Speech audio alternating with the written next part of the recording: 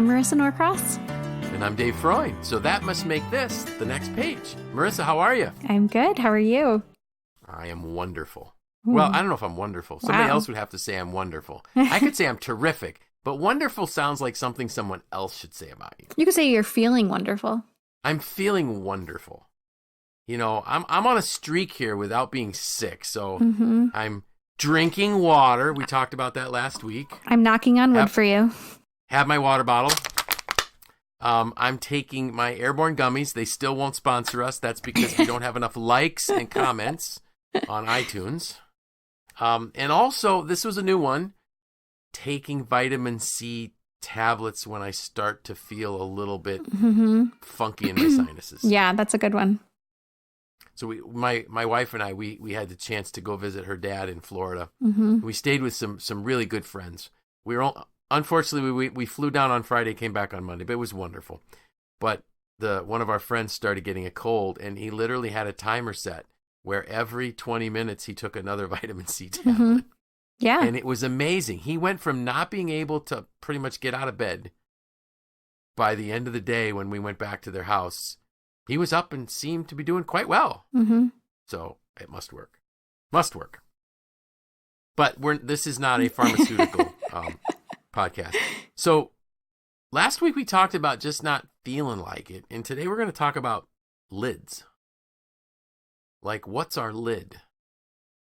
And I've been doing a lot of thinking lately and really feeling badly for people that don't understand that they have capped their ability to grow and develop because they're not willing to learn. And so what do I mean by that?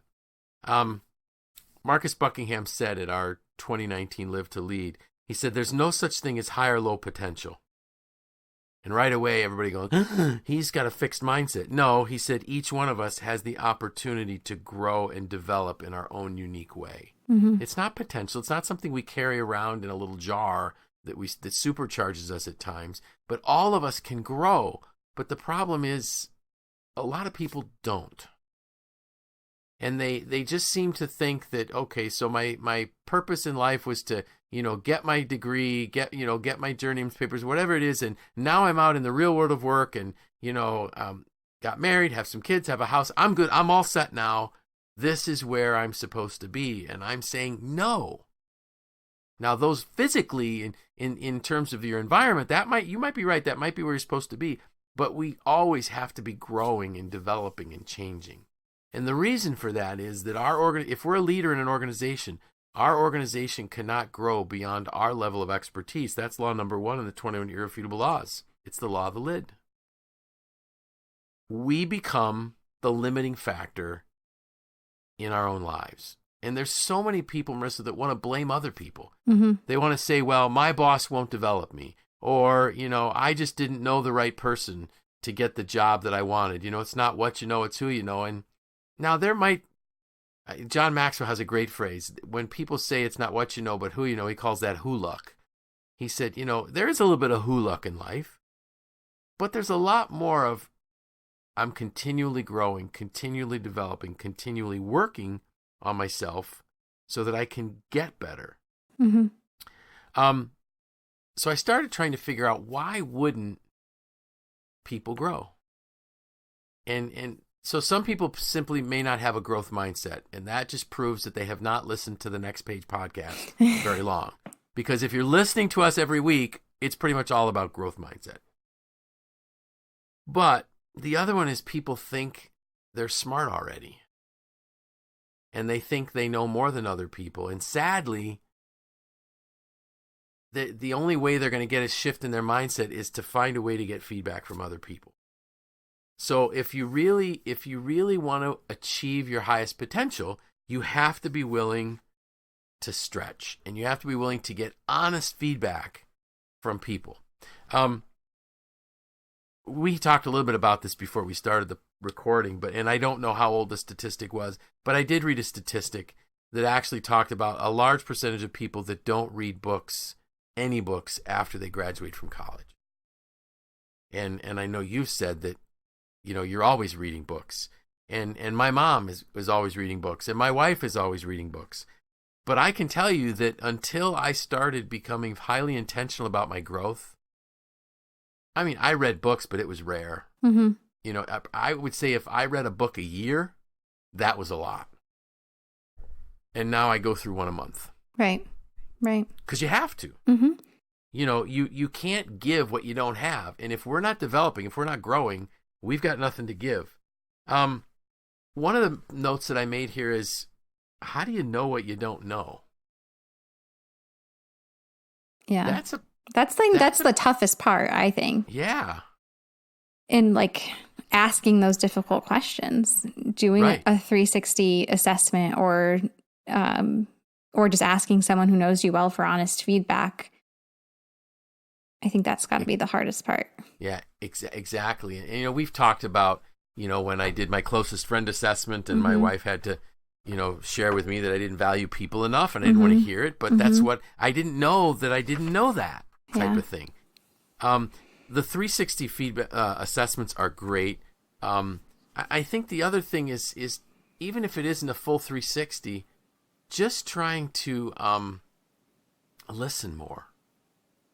You know, you can't learn anything if you're talking. And that sounds so simplistic, but it's really true. But I never thought about it. And I was listening to a podcast last week, and that's what I heard. You know, if you're talking, you can't be listening. So if you're talking, you're not learning. So kind of do some self-reflection. When I'm in conversations with people, how much talking do I do? Versus how much listening how much listening do I do? Do I ask questions rather than just give answers? I'll never forget, you're too young to remember this. I'm not even sure you were alive, but that's okay. But during Operation Desert Storm, I remember, and I think it was Alexander Haig said, "Gentlemen, what worries me the most are the things that I don't know. That should worry all of us. Mm-hmm. We should all be worried that there's things that we don't know, because that's what's going to trip us up." So we talked about 360s. How else, Marisa, what comes to your mind when you think about how do we learn what we don't know? And I know that's a real curveball. Yeah, that I just threw you. That's a tough one. I mean, I'm thinking asking questions, reading books. Maybe it's just exposing ourselves. That's kind to of thought what leaders. I'm thinking. Like, is as you pick up, you know, you learn of an expert or a thought leader, or you just pick up a book and you're like, oh, I never knew this was a thing. Right. Just having an open mindset to what else is out there. I mean, I shared that with you before we recorded that, like, I don't even necessarily always think it's like reading the right books, you know, in air quotes, or like necessarily reading the hottest leadership book or whatever. It's almost just like picking up anything and exercising your brain. Right. And while you're doing that, you'll realize things that you didn't know, know. Exactly. You know, we talked about it. I don't know if it was, and I think it was before we started recording even our last podcast, we talked about the law of attraction type of thing. So if we are mindful of the fact that we do not know as much as we would like to know, and we expose ourselves to different writings, different, you know, podcasts, different opportunities, we will naturally learn and have things revealed in our consciousness, because that's just the way our brains work. I did want to touch on something. So, you know, I talked about the people that think they know it all. And some would say, no, they're just very confident. And the note that I put here for us was, what's the difference between confidence and arrogance? Mm-hmm. And I'll go first, and then you can give me your thoughts. I think that, you know, arrogance is just when you feel you have arrived and you are the smartest person in the room. versus I think confidence is you know what you know, but you realize that there are things you don't know yet. Mm-hmm. Does that make sense? Yeah, that makes complete sense. Because, I mean, that was right off the top of my head. So, and it's not the earliest part of the day.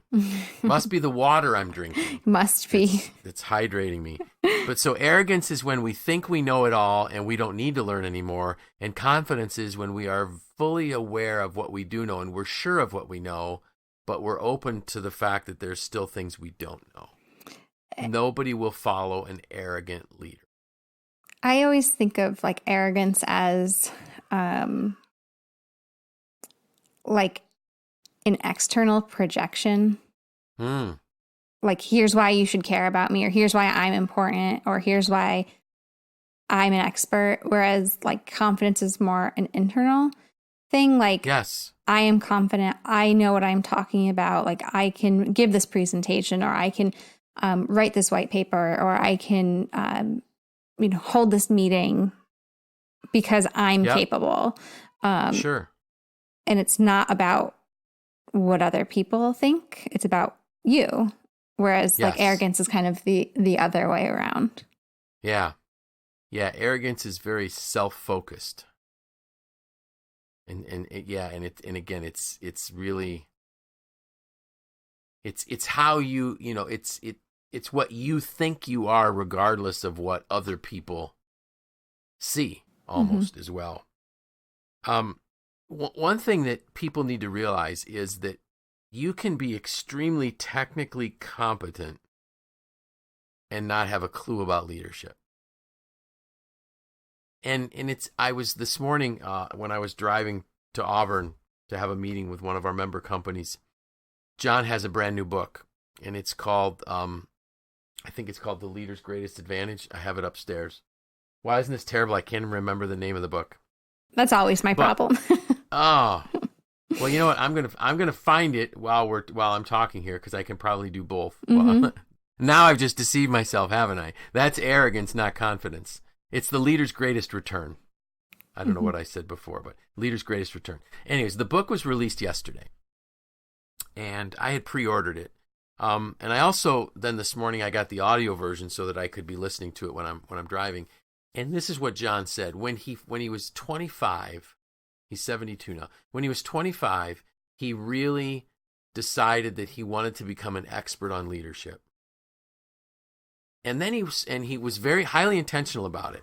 And then he said, I wonder how long it's going to take me to be an expert on leadership, because there's certain statistics that say if you practice something every day for X number of years, you are an expert at it. But he said at 72, he realizes he will never, ever be an expert on leadership because it's always changing. That's reality. Right. So I might be really, really good technically. I might be very good, totally competent in something technical, but really be failing as a leader. And if I'm failing as a leader, people aren't going to follow. And that's the problem. And that's why I think this was so, it touched me, because, I saw people thinking they were very, very, very good, and they were just fooling themselves. Technically, yeah, they're great. They just don't have a clue how to inspire, how to develop, how to grow other people, how to help other people find their individual uniqueness and really celebrate that and help them develop it. And so not only does the individual remain bound, the leader, manager that thinks he's a leader, but so does the organization. I lived this at SelfLock and I've talked about it, when the company, things were going very, very, very well. Everybody was telling me I was doing great. We were making money. You would have thought we had a printing press in the back room, printing dollar bills or $100 bills even. And I stopped growing. And then when the complexity of the business shifted, and it didn't work anymore, I didn't realize quick enough that I was the problem. And I needed to start growing again, because I had lost the ability to lead at that level. And that's all it was. So this is really quick. I don't think this is going to be a long podcast, but I think it's a topic that people really need to think about. What's your lid, and are you raising your lid?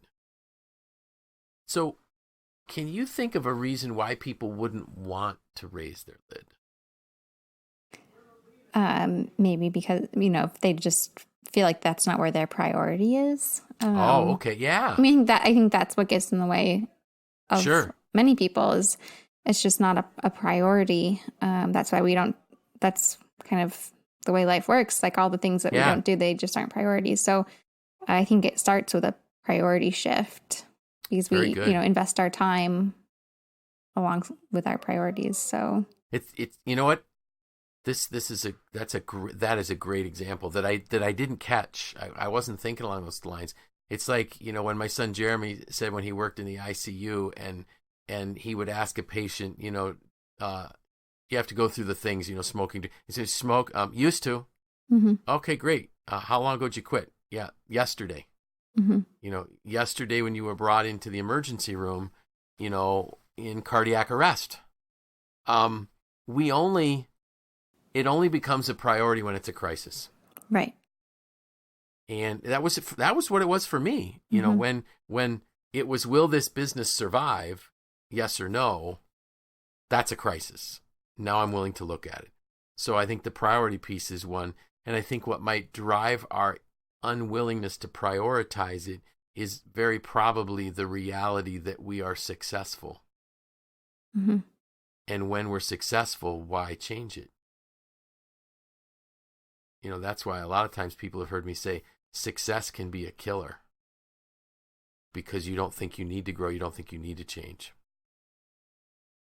That's good. I think the other thought that I came to was it's hard to raise your lid. Mm-hmm. Because not only does it take time, but you got to be willing to do some things scared. You got to be willing to step out of your comfort zone and try things. And, it's, for some, it might be standing up in front of a team, giving a presentation. For others, it might be, going out to visit a customer that they've never done. Whatever it is, you got to be willing to do it scared. And if you're not stretching, you're not growing. Maybe that's the other way to put it. Mm-hmm. When I was listening to somebody talk about the need for like checking boxes for our growth and achieving our goals. And somebody quickly said, it's like when you go to the gym to get in shape, it takes you months to really see that there was a change. And somebody said, well, really, if you're doing it right, it doesn't. And I'm like, oh, what did I miss? Because I never saw the change when I went to the gym right away. And he said, muscle fatigue from working out properly is a sign that you are growing. Mm-hmm. And I thought, what a great analogy. So that when we go through something that's a struggle, that's actually a good sign. Like if it's hard, if it's a challenge, that's a good sign. That means we're trying things that are a stretch for us. I like to think about it too as if so you don't want to wait for the crisis because that's what makes it really challenging. Because you have so far to go and you already feel like you're behind. Right. I like to think of it as like a jar and you're just putting coins in over time. And, a little bit here, you listen to a podcast in your area of interest or like subscribing to a monthly newsletter that is related to your job. And all those things over time, you think just dropping coins in a jar. Right. Quick, it all adds up. And before you know it, your jar is full.